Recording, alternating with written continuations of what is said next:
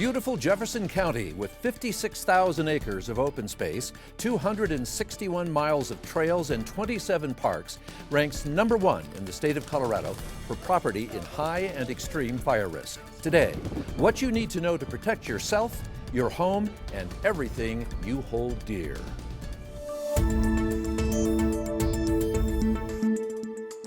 Hello, everyone, and welcome to the program today as we look at the risks that we are all facing heading into the heart of the fire season here in Colorado, and the efforts already well underway here in Jefferson County to keep everyone safe. We have a group of experts in our studio today, but first, the answer to a question we have learned very few of us have an answer to, and that question is, what can I do right now to be fully prepared if my home disappears in a raging wildfire?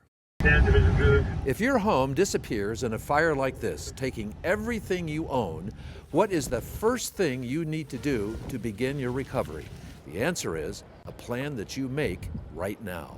The more information you can give your insurance company on a claim form, the better off you'll be, because they will be better able to estimate your actual losses.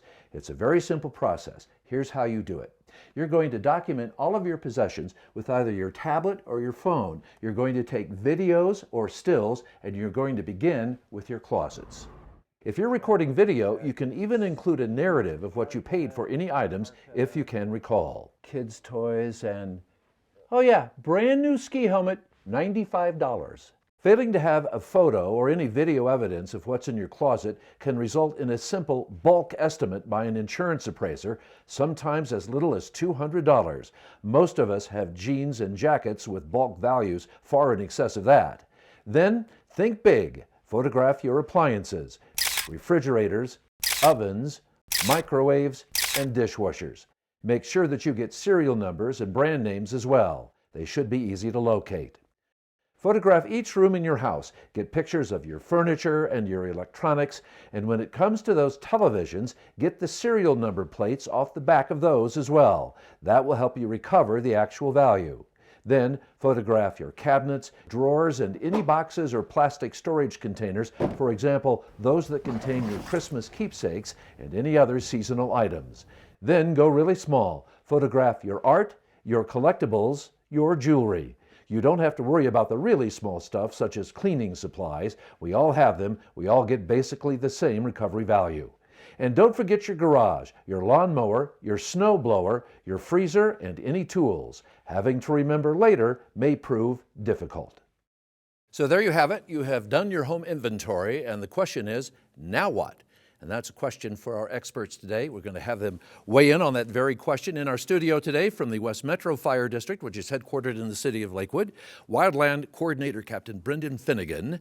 From the Arvada Fire Protection District, Fire Battalion Chief Todd Hyatt, and Jefferson County Commissioner Leslie Dahlkemper, who is heading up the Jefferson County Risk Reduction Task Force, made up of 31 members. Our studio wasn't big enough, composed of leaders in our community, fire rescue districts, county government, law enforcement, business, forestry, water districts. I mean, everyone except the milkman, the Uber driver, the paper boy.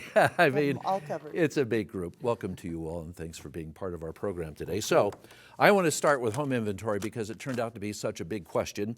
And I put my home inventory on flash drives. So the next question is what do I do with the flash drive? And I'm going to show you the patented Mark Kobrick Firebox in just a moment, which I guess is one answer. But I guess the real answer here is that you want to put it somewhere that you can remember where you put it and where it's safe.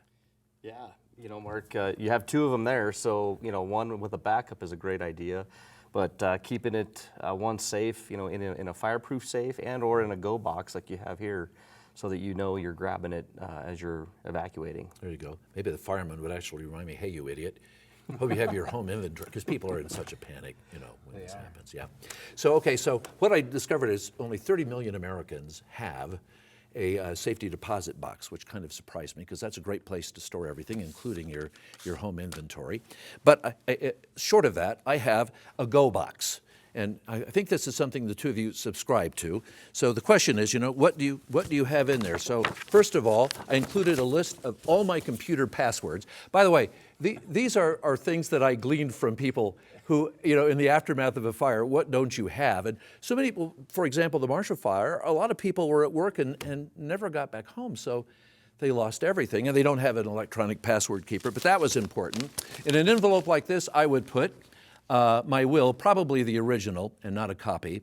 Also, passports, insurance policies, birth certificates, mortgage papers, burial papers, armed service records, which I didn't realize how important those are to veterans, but they are.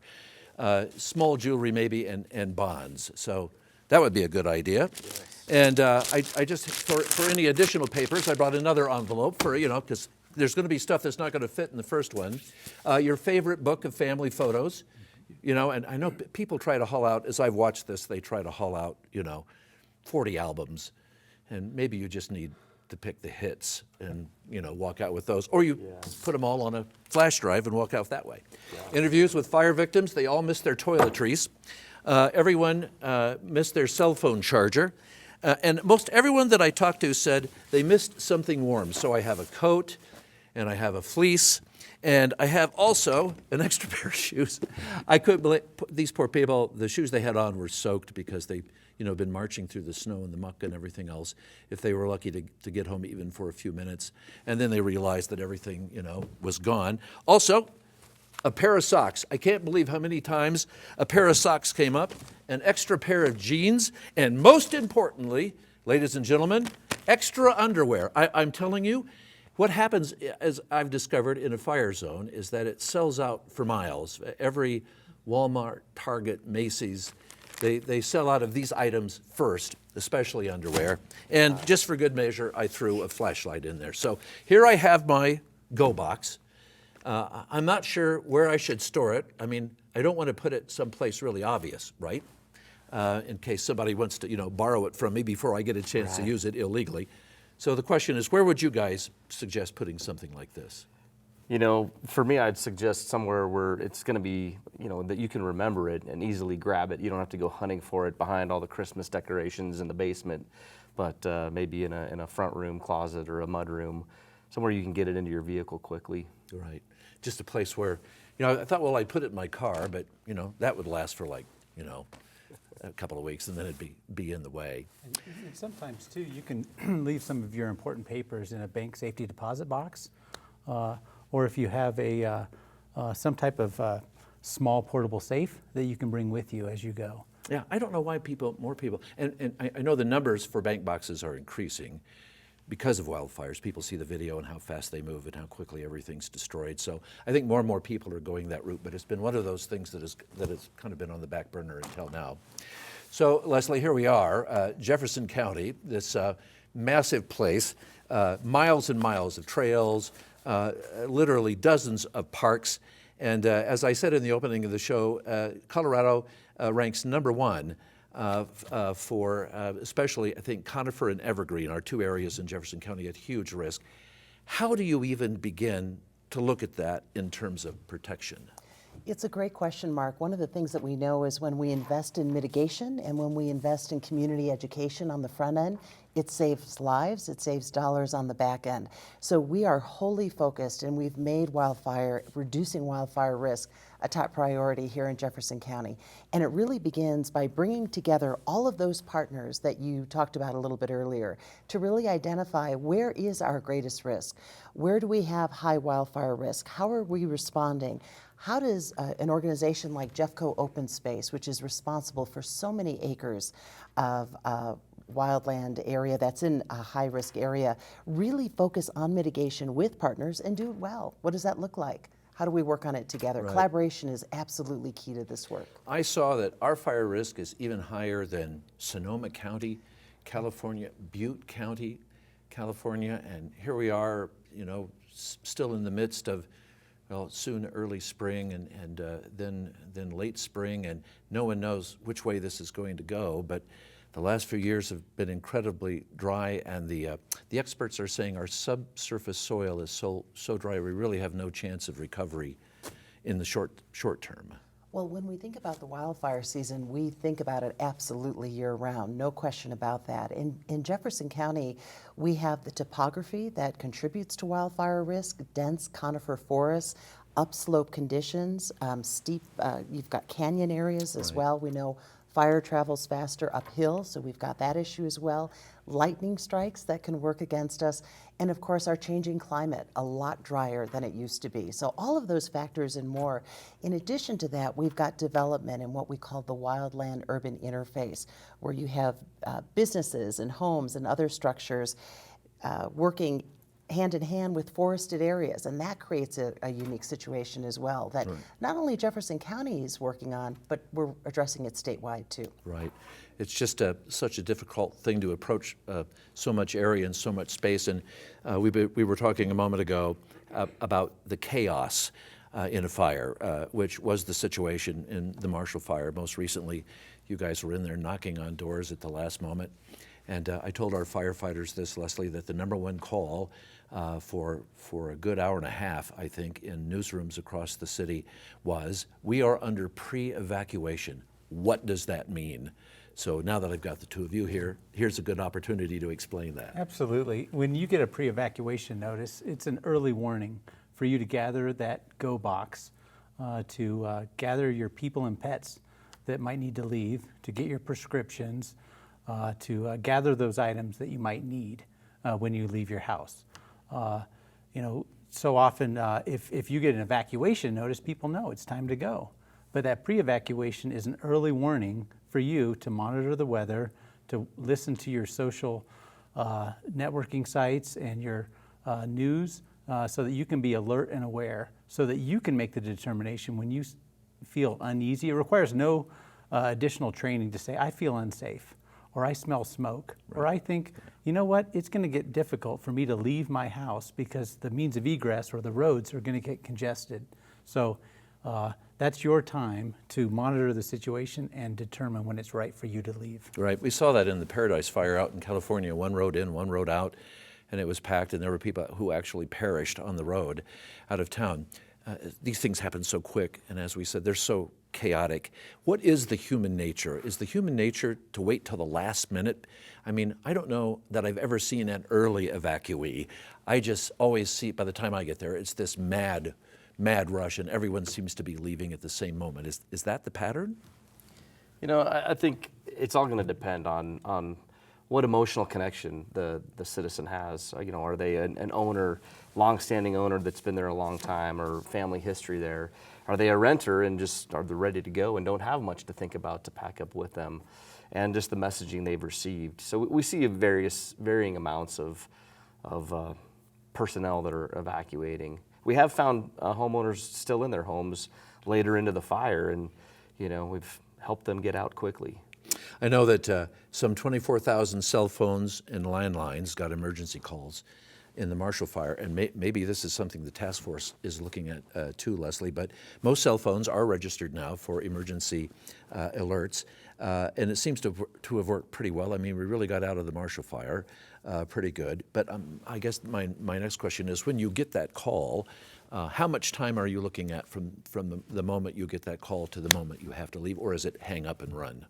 Well, I think that the sooner the time to leave is now. When you get an evacuation notice, it's time to leave.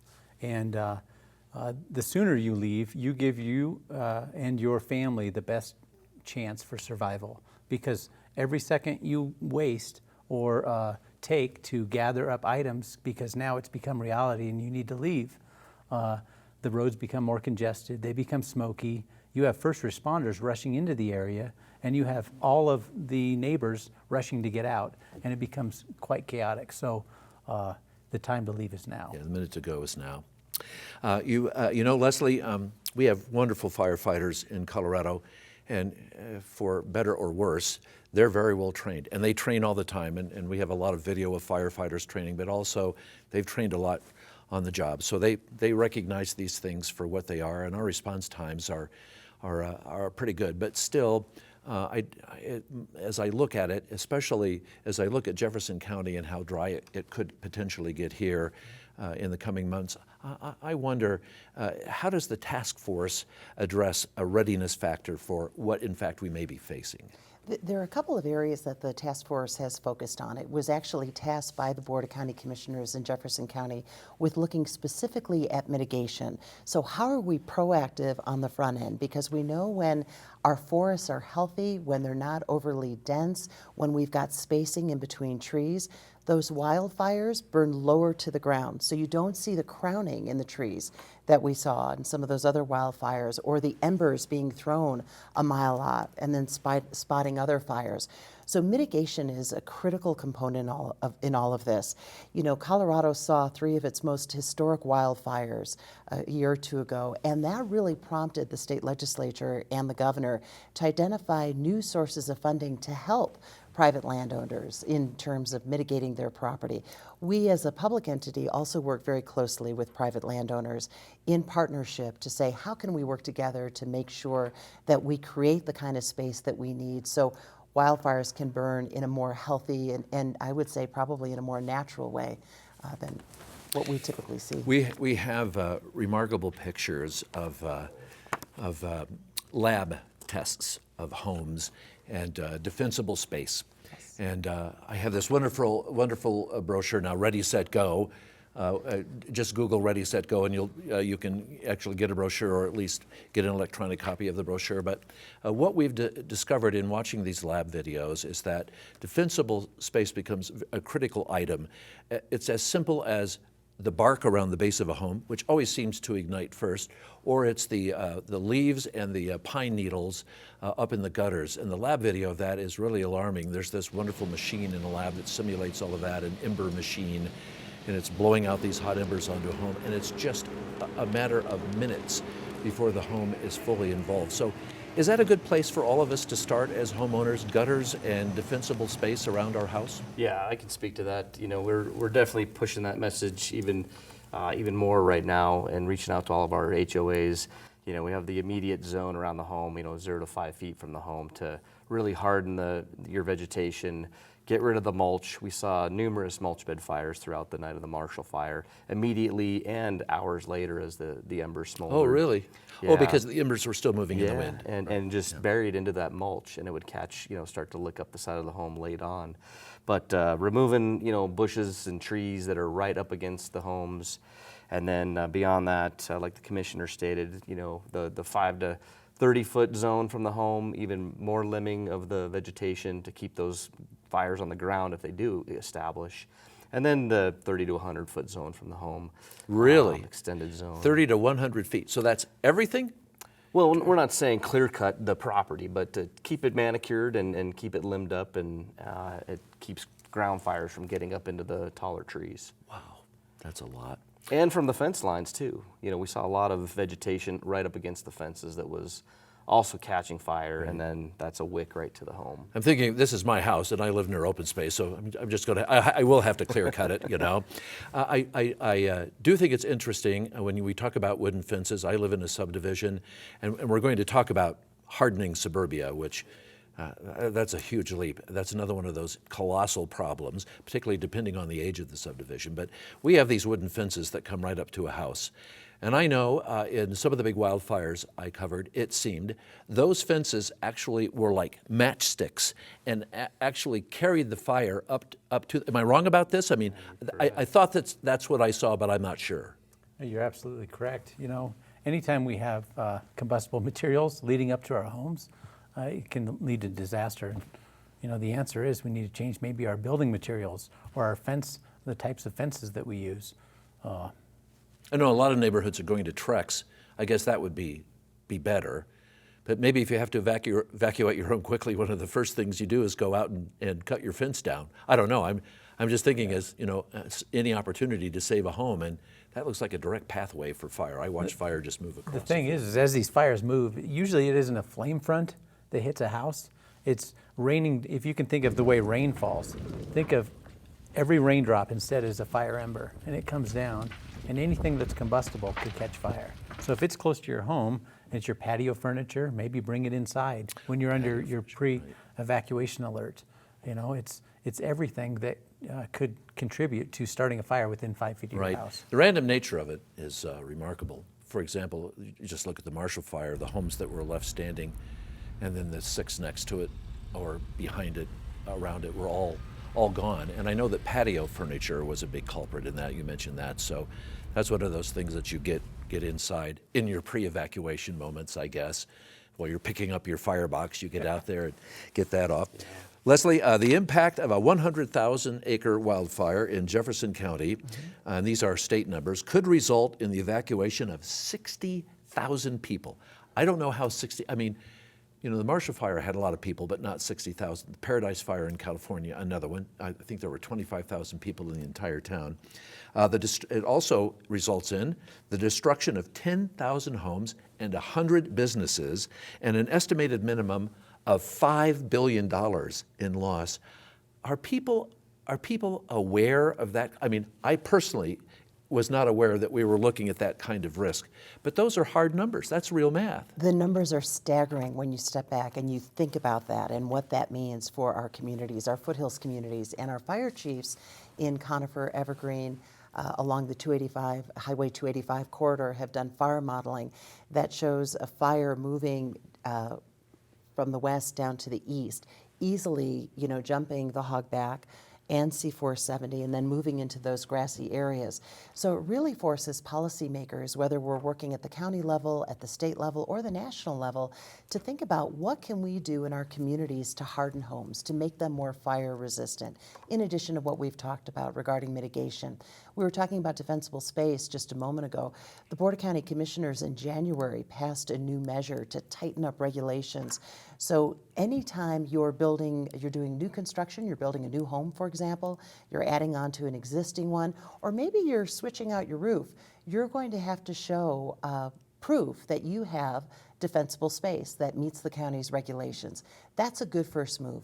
There are other things we can look at as well, and I know our fire chiefs are very familiar with the international WUI codes, Wildland Urban Interface codes. Those are a set of regulations, building codes that create consistency. A lot of the fire rescue agencies have already adopted those codes, and they result in everything from greater defensible space to ensuring adequate water, making sure emergency vehicles can get in and out. So again, efforts to keep our communities safe. But how do we ensure that it is consistent across the county? And there's even conversations right now about what might those minimum building codes to reduce wildfire risk look like statewide. In fact, there are 5 states that have adopted statewide WUI codes. Right, and I know that it's expensive. Builders tell me, well, it's not overwhelmingly expensive, particularly in new construction. It's better in new construction, but for existing construction, it can be $5,000, $7,000, $8,000, $10,000. So I don't know if there's an answer for that, but maybe the task force is looking at that too? Well, certainly cost is an issue that we're all concerned about. We want to make sure that people can live in the neighborhoods and the communities where they work, where they are involved, where their kids go to school. That's really important. But at the end of the day, we've got to think about the safety of the entire community and how do we work together on those issues. And that's exactly the issue that the task force, now the Wildfire Commission, is looking at with our many partners. Yeah, such an important question. Yes. I know when these fires jump up, I know the night of the Marshall Fire, and I've seen the Santa Anas in California. I have family out there. Those winds, they're unbelievable. And I know the Paradise Fire was moving at a pace of a football field a second. I mean, I know when you guys see that, you have no options. I mean, your only option, and tell me if I'm wrong, is just to get out of the way. I mean, everyone is in peril at that point. Am I wrong about that? Yeah, we definitely make a risk-benefit analysis. Any fire we respond to, and if there is a safety zone present and the community is evacuated, life safety priority, and then our firefighter safety can be maintained as well. We engaged fire where we could, but against the 100-mile-an-hour winds, you couldn't be in the direct flame front on that fire. I know this question of hardening the suburbs is a big one for all of you. And there are so many proposals right now. For homeowners, it comes down to cost per square foot for replacement and for protection. I know insurance companies are looking at that as well. But I know some of the suggestions are composite siding that is not just fire resistant, it's fireproof. I don't know if that's a cement composite or what that is. Asphalt roofs that are hail resistant and not just fire resistant, but fireproof. Fences. I mean, there's just this long list of things that go, and we've seen this in the lab, these homes that are built fireproof, these homes that are just indestructible. I mean, they blow embers in them and through them, and nothing ignites. I mean, it's really amazing. Is that the direction we're going to go? I mean, look at Colorado and how fast we're growing and how much is being built right now that is probably not up to any strict code for that sort of thing. It looks like we would be doing a complete overhaul of all of our building codes and all of our construction methods. Well, you know, I think that we're never going to have it to where a house is going to be impervious to fire. But what we can do is have educated people that prepare the land around their home, that they try to create those defensible spaces so that the firefighters can get in there to make a difference when the fire does come. And we can make sure that our people are educated with how to evacuate and create that plan to get their people out. I think, you know, we can do our best to try to make the homes do better when presented with a wildfire, but if we can try to keep the fire on the ground away from the homes before it gets there with our defensible space and our planning ahead of time, I think that can make the biggest difference. Yeah, I think everyone is looking for that information now. Having watched this and witnessed it, I think everyone is wondering, you know, what can I do at my home? West Metro also has another electronic assist. In addition to my Ready, Set, Go, you guys also have an opportunity for people to find good information. Yeah, on the internet, westmetrofire.org. We have a wildfire safety page there. It's right on the front page with hot topics right now, obviously. And we do have another version of Ready, Set, Go tailored to our district as well. And there's other guides on there, mainly our Community Wildfire Protection Plan, which was rewritten in 2021, updating with the increase in homeowners and construction over the years. And it outlines our wildfire risk throughout the district. And our citizens can actually type their address into a link there and takes them right to their risk rating in the map. We also have FireWise toolkit, which outlines how to really prepare your home, as we've all been talking about the defensible space and the different zones and what actions to take to harden your property, harden your home to withstand a wildfire. I wonder what zone I'm in with all the open space around me. Probably the bad one. Whatever the worst one is, I'm probably in that one. You know what? I had a firehouse built near my neighborhood, and frankly, I was worried about it because, you know, firehouses can be noisy, a lot of sirens and a lot of... Now, I just think it's the biggest blessing ever. I love my firehouse, and this is a brand new firehouse. It's a West Metro firehouse, as a matter of fact, and it has a wildland unit in it, whatever that is. It has a wildland firefighting, which I guess is the smaller vehicles. Right, so we type our engines so it's easy to order, and from department to department we know what we're receiving when we request for help. Or automatic aid. So we have a Type 1 engine, which is your typical city fire engine, and then the Type 6 engine is a brush truck on like a pickup truck chassis with a smaller tank and pump, but can go off-road, four-wheel drive, and really get into the open spaces to attack those fires. And then we have an in-between size, a Type 3 engine, can carry more water, and but a little less pump capacity than the big engine, but can still go off-road. I was glad to see the big truck, which I know run almost $1 million. They're so expensive. So, but now I'm thinking, I think we should spend more of our money on the little trucks. And I've seen them in action. It's amazing. I mean, you know, I've watched them from a news set in a helicopter, and they just go right down the row there and they put the whole thing out before it goes any further. I mean, it really is remarkable. So, is that something maybe the task force looks at, redirecting funds to more stations like this so we can catch fires quicker? Or, I mean, and maybe it's the bigger trucks that I don't know. I don't know anything about it except I'm so glad you brought the issue of funding up. There you Mark. go. Thank there, you so because much. it's I all was about channeling that it's to about you. dollars. It's so expensive. It's true. Well, one of the areas that the task force looked at was not only mitigation and community education. Those were two top priorities for us. But how do we fund those priorities? What does that look like in order to make a real dent, given how many acres we've got to cover? One of our challenges in Jefferson County is that we're not debruced, or in other words, when we have dollars above our Tabor cap, we are not able to reinvest those dollars in, say, wildfire mitigation. Many of you may have received your check from the county. If you live in Jefferson County and you're a taxpayer last November, that was your Tabor refund or the taxpayer bill of rights. Also, state grants count against our Tabor cap. So for example, Jeffco is one of only several counties across the entire state that is looking at a potential grant for the very issues we're talking about, including mitigation, that is upwards of $1 million. This is in addition to state dollars that are coming in the That's pipeline? correct. So whenever the county receives state dollars, it counts against our Tabor cap. So if we go over that cap, we've got to make room somewhere else in our budget. So we're working with some of our local fire agencies that have debruce, that don't have that Tabor cap in place right now. So that way we can take advantage of those dollars, invest them in our community, and help address some of the very serious issues we're talking about. It's all about fire adaptive communities now. That's right. That's Isn't right. it? New neighborhoods and old neighborhoods. By the way, I know the state just went out and got this fantastic looking $24 million Firehawk helicopter.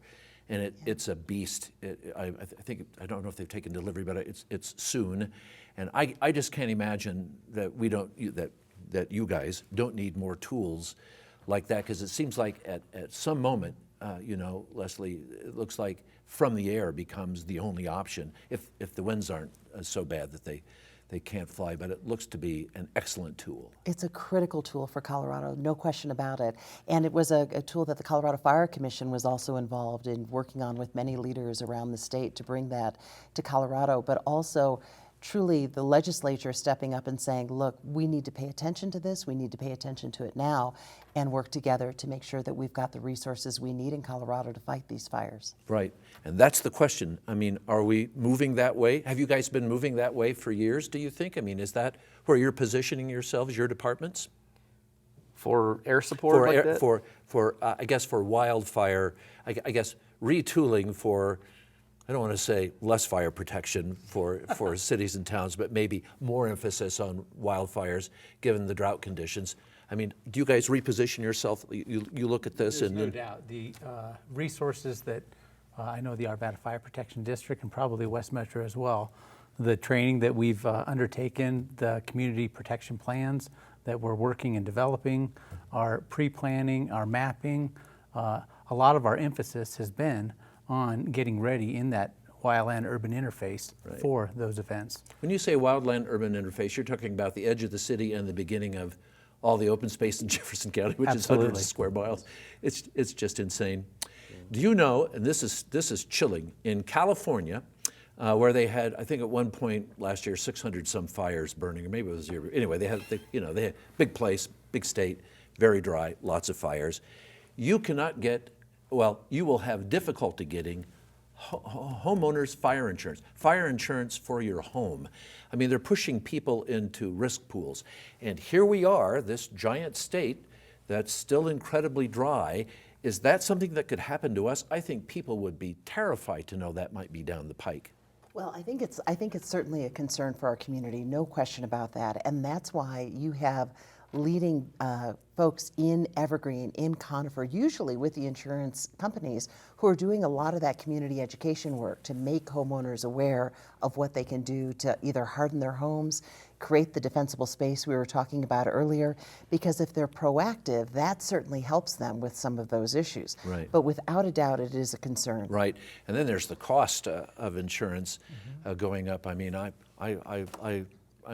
an American. I'm proud to pay my taxes, but at some point, I have to give up the boat. You know what I mean? It becomes a matter, and I love my firefighters too. And you guys never make enough, but the issue of cost, is one of those things that makes you gives you pause. Yeah, Mark, when we were out looking at some of our communities and the risk ratings with the CWPP, our Community Wildfire Protection Plan, the insurance agencies are out there looking as well, and they have approached a number of homeowners, and rates have gone up. And there's a whole discussion, on whose responsibility is it to mitigate certain lands, and we're working with those homeowners to do their part to help them so that they can be good with their insurance.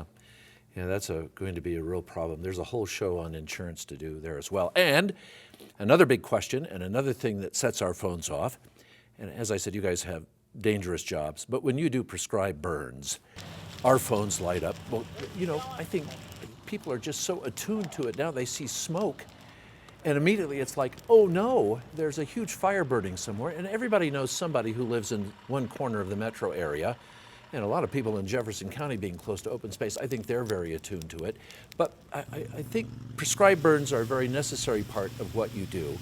But tell me how dangerous, or is it getting more dangerous with the conditions we're looking at right now? With prescribed fire, it's good fire. And I like your approach. We need you on our committees.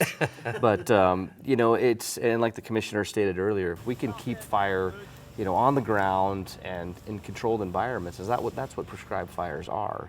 And that way it's cleared those fuels out in a controlled environment with parameters in the wind speed so they don't become outrageously big, and then they don't get up into the canopies of the trees and whatnot. So you go out and find these areas? You're actively searching? Yeah, so we work with our local land managers, open space parks, city parks, to the county and to the state level as well, and the U.S. Forest Service, and they all have areas that have been identified that removing some of those fuels ahead of time in a controlled environment will actually be beneficial in the event of a wildfire.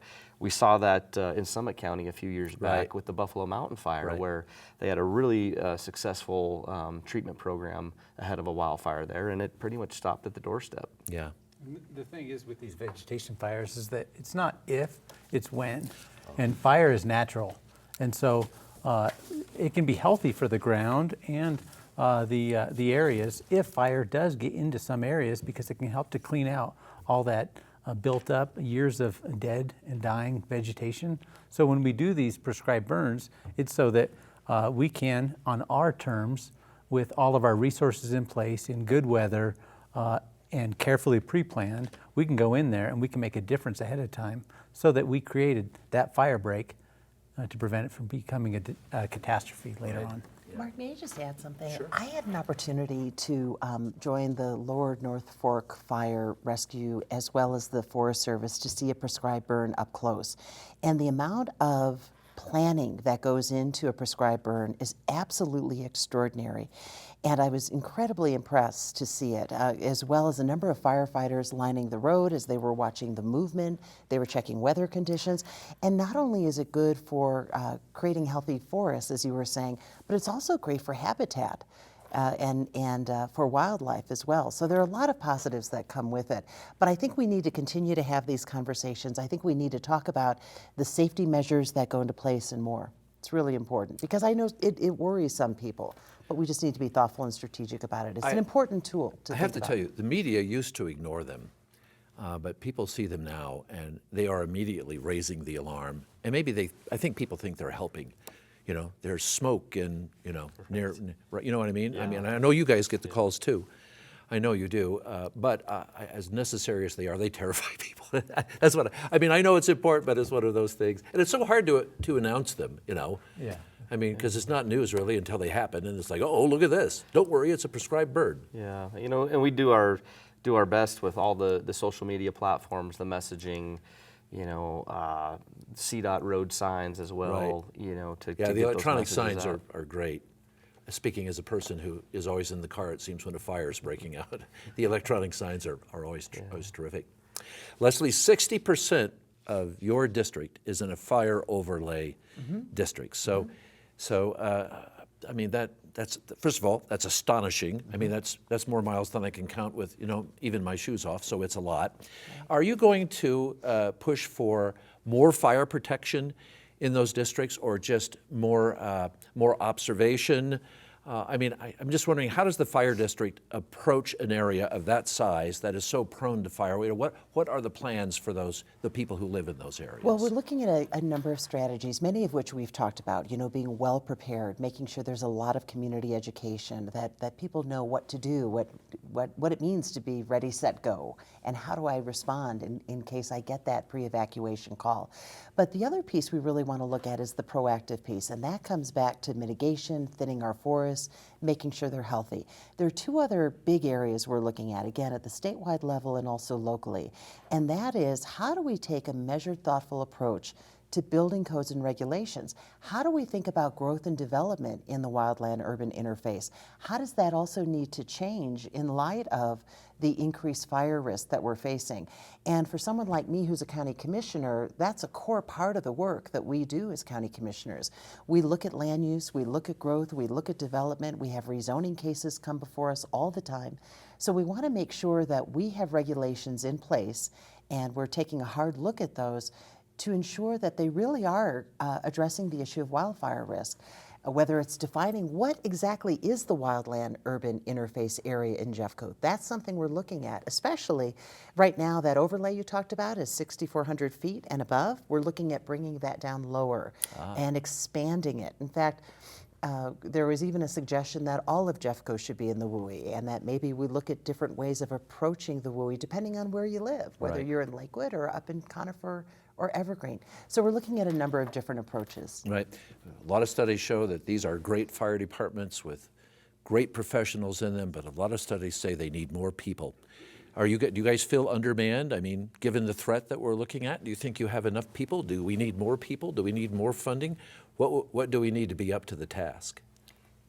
We can always use more firefighters, more equipment. What you talked about in that fire station, we have cross-staffed fire apparatus. So, we might have 4 or 6 firefighters in that station depending on the makeup.